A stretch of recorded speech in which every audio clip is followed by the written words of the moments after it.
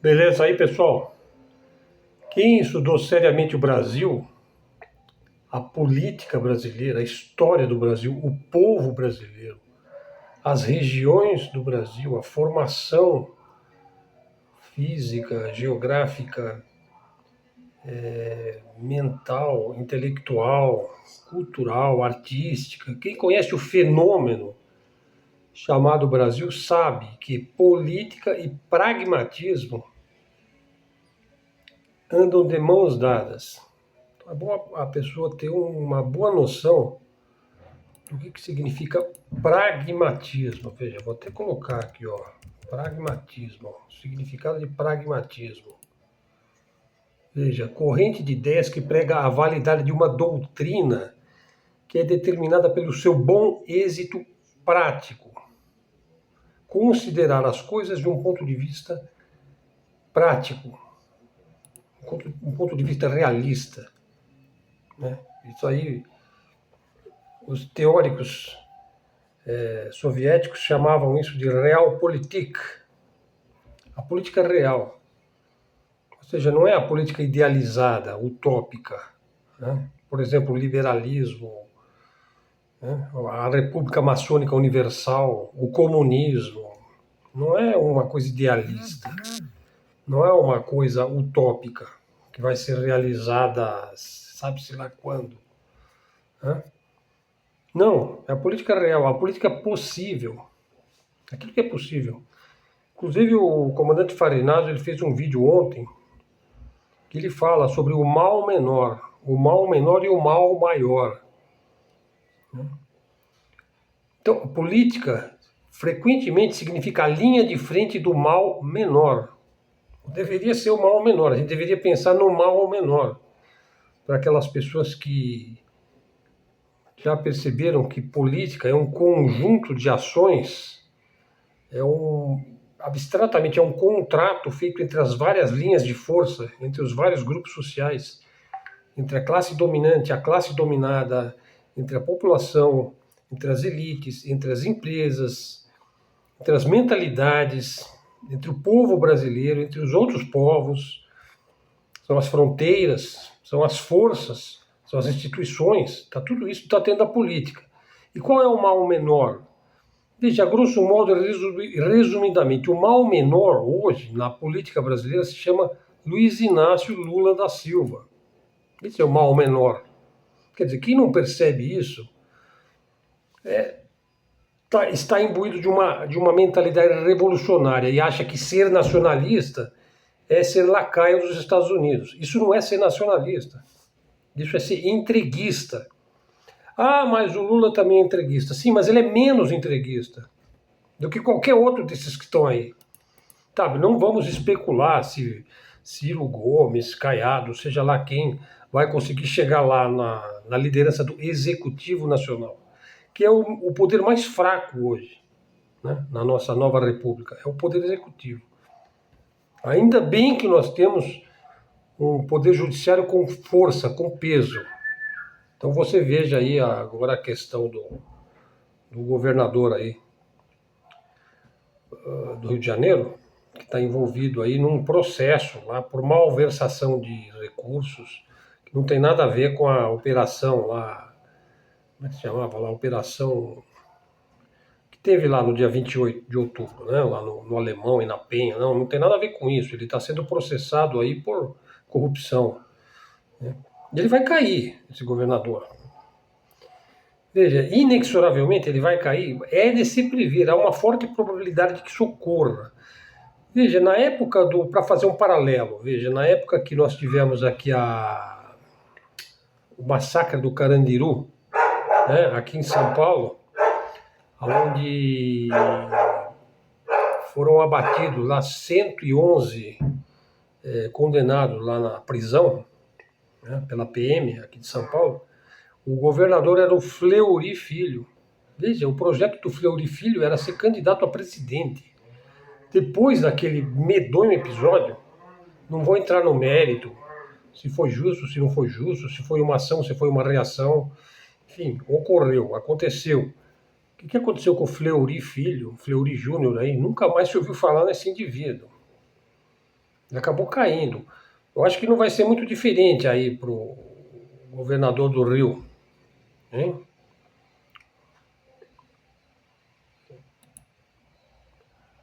Veja, e o Bolsonaro, ele vai ser condenado? Vamos entrar nesse tópico aí, ele vai cumprir pena? Bom, ele já está condenado pela justiça brasileira, né? Mas dificilmente um indivíduo como o Bolsonaro vai ficar preso lá na Papuda, onde ficou o José Dirceu. Veja bem, e com muito proveito, hein? Diga-se de passagem. Você vê a diferença de mentalidade, né? Entre um indivíduo que tem um foco e o indivíduo que se faz de vítima, sei lá, que tem um monte de problema de saúde também, né? Principalmente o caso dele, né? Mas ele é um ex-presidente, né? Ex-presidentes têm regalias, né? Sem dizer que ele é um ciclotímico, ele é um indivíduo sujeito a grandes mudanças de humor, né? Ele vai da exaltação, né, até a alta depressão, né? Então tem problemas recorrentes de saúde, né? E duvido que o judiciário vai querer ter esse pepino nas mãos, né?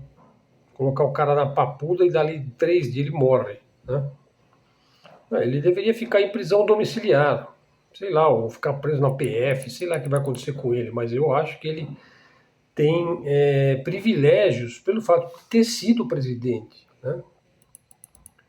Falar um pouquinho aqui da Venezuela, veja, um outro ponto importante, veja, o grande nó na garganta dos Estados Unidos com relação a Maduro não é exatamente com relação ao Maduro. Veja, o problema não é exatamente o Maduro. Se você olhar as coisas dentro da geopolítica, dentro da geoeconomia, dentro da geoestratégia, dentro das forças que estão em jogo atualmente, e que forças são essas? Veja, o crescimento da extrema-direita é uma realidade. Nós temos que lidar com isso, né? A extrema-direita, ela é radical, sim, né? Ela é bélica, ela é bruta, ela é supremacista, ela é excepcionalista, ela acredita aí no destino manifesto, né? Ela acredita em...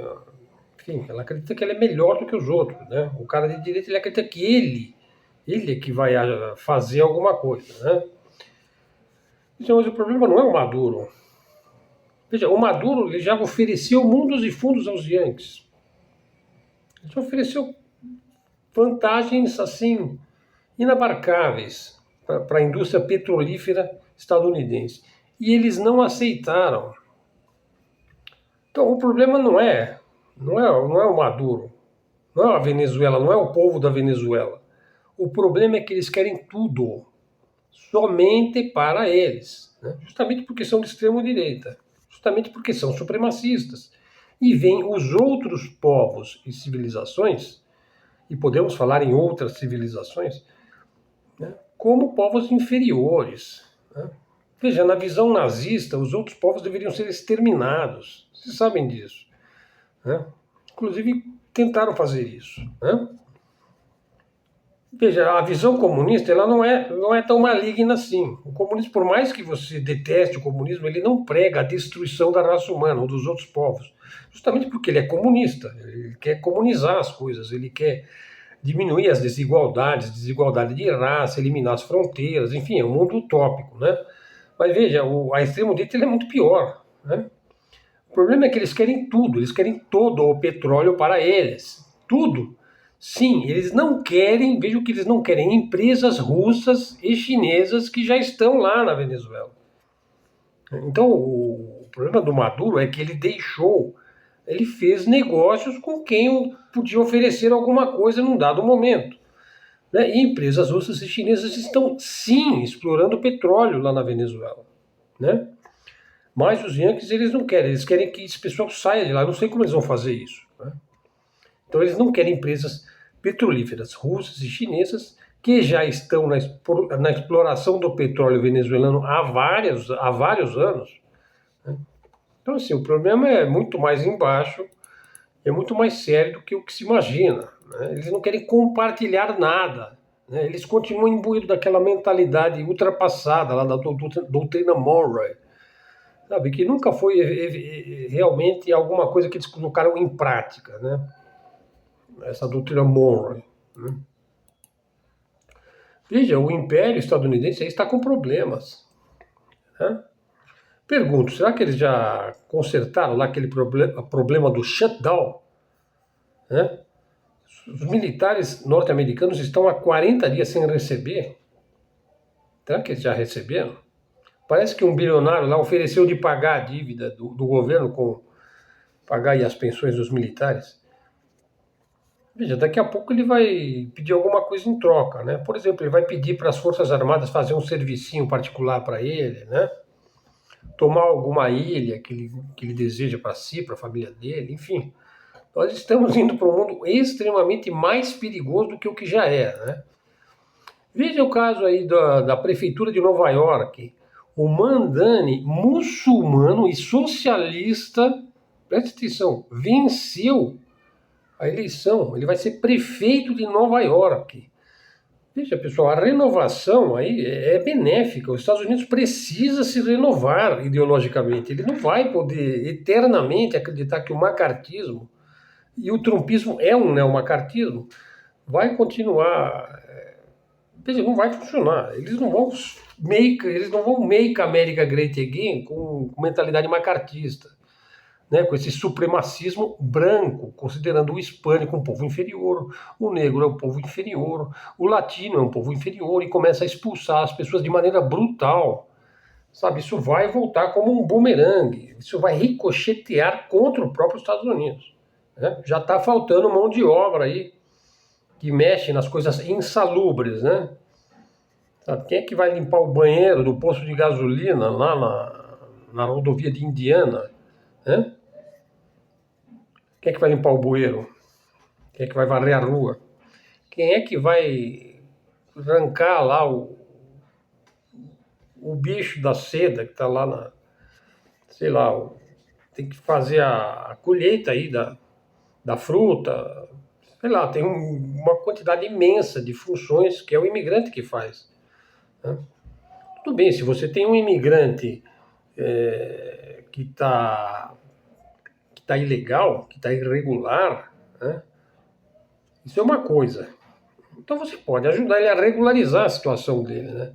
Outra coisa é você ter um imigrante que está em situação que está respondendo perante a justiça.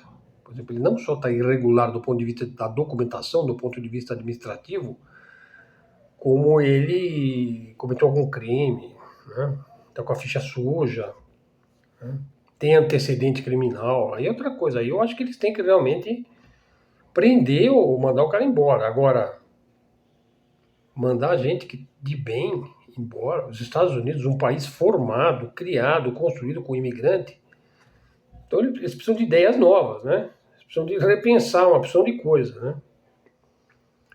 Veja, eu vou indicar aqui esse vídeo que apareceu lá no YouTube, ó, As Fortunas do Ópio. Como as famílias da elite americana enriqueceram vendendo drogas, né? Por exemplo, a família Roosevelt, a família Astor, que é uma das 13 famílias Illuminati, Astor, Forbes, né, dono daquela famosa revista que faz cotação, né, hall de bilionários, né, e outras famílias. Veja, por exemplo, recomendo essa série aí sobre a família Sackler, né, que começou a vender aquele analgésico Oxycontin, né, da Purdue Pharma. Veja, é impressionante esse seriado, hein? E é uma temporada só. Vale a pena saber como é que funciona, né? O poder, o lobby das famílias americanas, o poder que essas famílias têm. Sabe, 5, 6 famílias mandam em tudo lá dentro dos Estados Unidos. E veja, o poder dessas famílias vem das drogas. Frequentemente vem das drogas, né? Pessoal, onde tem petróleo, tem outras coisas também. Portos, né? Containers, transporte, logística. Onde tem petroleiro, às vezes tem outras coisas também. Às vezes não.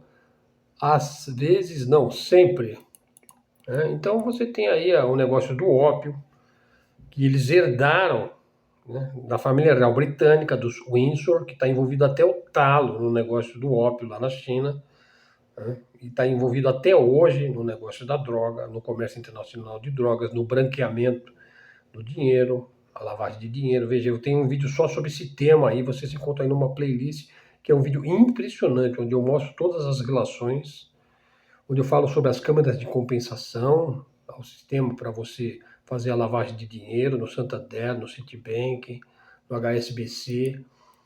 Enfim, o negócio da droga é um negócio internacional e é um negócio que pertence a umas poucas famílias no topo do sistema capitalista. Breno Altman diz aqui, ó, o sionismo degenerou a maioria da sociedade israelense.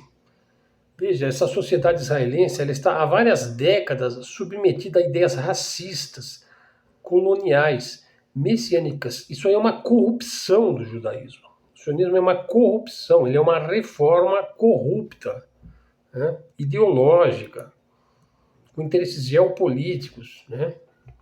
Então veja, aí a coisa chega ao ponto, né, de rabinos defenderem o direito de soldados estupradores e violentos. A coisa chega a esse nível, né? Quer dizer, você tem uma sociedade que está apodrecendo, né, que já é uma sociedade pária, né? Então, somente o fim do regime sionista vai libertar os judeus israelenses dessa psicopatia social. Quer dizer, eles estão metidos até o osso nessa psicose ou sociopatia, né?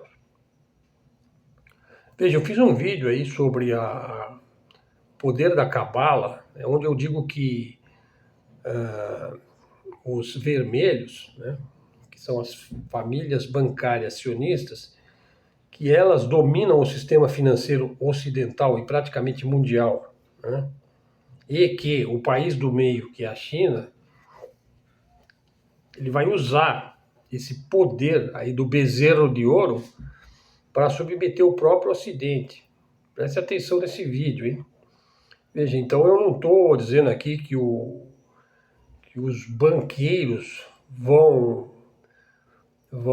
se enfraquecer. Não, eles vão se adaptar, né? E uma forma deles se adaptarem é acabando com Israel, acabando com o Estado sionista de Israel, né? Tirando esse estigma de cima de si, né? Porque isso já passa a ser um investimento espúrio, negativo, abjeto, né? Então, se eles viraram adoradores do bezerro de ouro, né, aqueles que estão no topo do sistema do bezerro de ouro, eles podem dar um chute, porque eles fazem isso com a maior facilidade, ou seja, chutar Israel. Tá?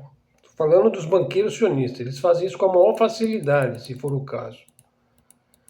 Veja, o nosso poder executivo agora está entregue aí à sana, à gana aí da extrema-direita em querer normatizar, né, essa ideia aí de abater bandidos, considerando facções aí como grupos terroristas. Na verdade, assim, o governo e a própria esquerda política, ela precisa se mover rápido, né, e começar a conversar com o pessoal da direita, hein? Precisa ver o que implica aí você definir facções criminosas como terroristas, né? E fazer isso é do agrado dos indivíduos mais afeitos ao ramo, né, norte-americano, né? Por quê? Porque essa medida abre espaço para a intervenção dos Estados Unidos, intervir aqui na América Latina para os seus interesses, que são, via de regra, contra os nossos. E além disso, você pode colocar movimentos sociais legítimos, autênticos, honestos, no mesmo balaio do narcotráfico, né? Pessoal, sobre o crescimento das milícias, isso é um fenômeno que já veio crescendo, né, desde a época do Bolsonaro, né? As milícias. Veja, quem são essas milícias, né? Tenho pensado nisso, né? Quem são as milícias? Pessoal, pensa assim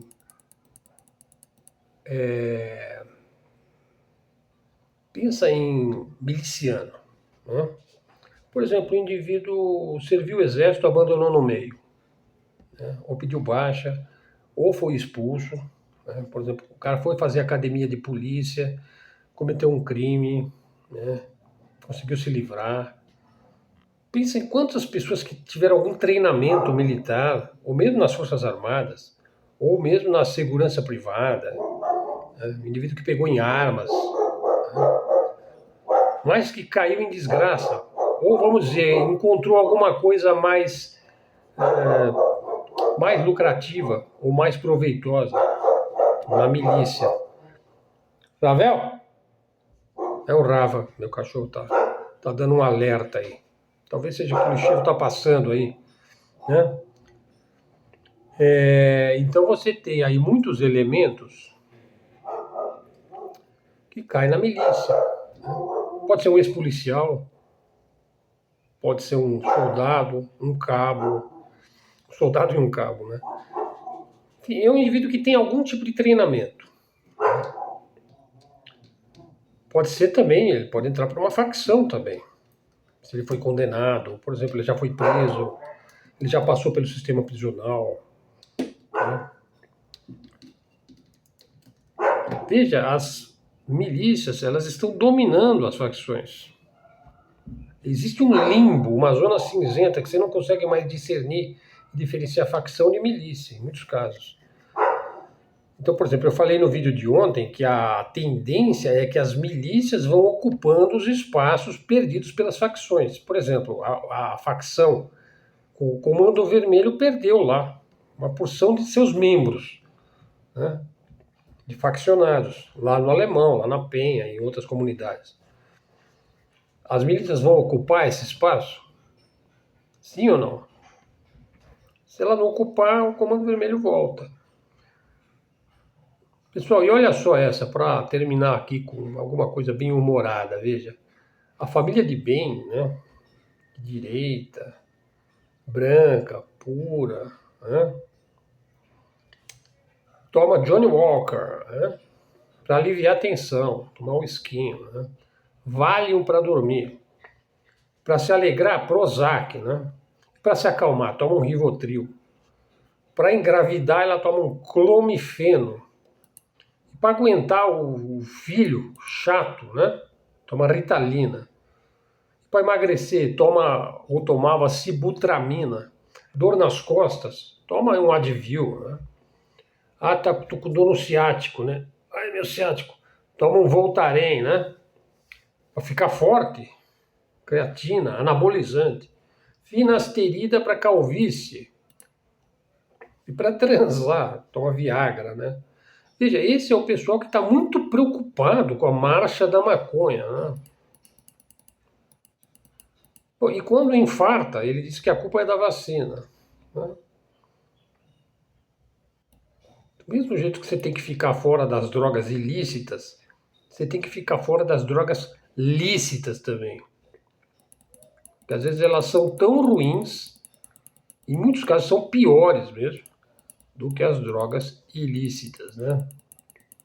Bom, então é isso, pessoal. Fiz aqui a minha análise da situação hoje e vamos em frente, né? Vamos acompanhando aí as notícias que nos chegam. Está tudo num impasse lá na Ucrânia, a Rússia contra a OTAN contra a Rússia, a China dando a volta por cima, né, contornando aí as sanções do Donald Trump. O Donald Trump está com esse problema aí na prefeitura de Nova York, está com o problema de não conseguir pagar, né, os militares lá dentro dos Estados Unidos, está tendo muitos movimentos sociais contra o Trump nos Estados Unidos, a popularidade dele não está boa, ele conseguiu algum fôlego lá com o negócio da soja lá na China, lá na Coreia, estava onde ele se encontrou com o Xi Jinping. O Brasil está nessa discussão aí, esse governador do Rio, o Xandão está no meio, né? O STF está preocupado, se vai considerar a CV e PCC como grupo terrorista. Eu sou contra isso daí, eu acho que quem tem que resolver isso daí somos nós. Não acredito que nacionalismo é puxar o saco dos Yankees, muito pelo contrário, né? É ver o que é melhor para nós, brasileiros. Acho que a esquerda tem que dialogar com a direita, urge se entender, dialogar, conversar, discutir, debater, bater na mesa, chegar a algum consenso. Não é possível. Eles vão ter que Tem algum tipo de entendimento aí, né? Bom, é isso aí, pessoal. Vamos em frente, canal Luz no Fim do Túnel, canal da mídia alternativa, da mídia independente, canal de livre expressão, de livre comunicação. Então peço aí o seu like, a sua colaboração, torne-se membro do canal, verifique se você está seguindo o canal, traz um seguidor para o canal, comentário é sempre muito bem-vindo, eu leio todos os comentários, o canal não tem pretensão de ser grande nem importante, a gente só quer manter aqui a nossa mente desperta, trazendo informação imparcial e análise bem-humorada sobre geopolítica, geoeconomia, geoestratégia, geografia, história do Brasil, relações internacionais, cultura, arte e por aí vai. Foi Helder Araújo aqui o seu interlocutor. Me despeço aí agradecido pela sua atenção. Obrigado e até a próxima.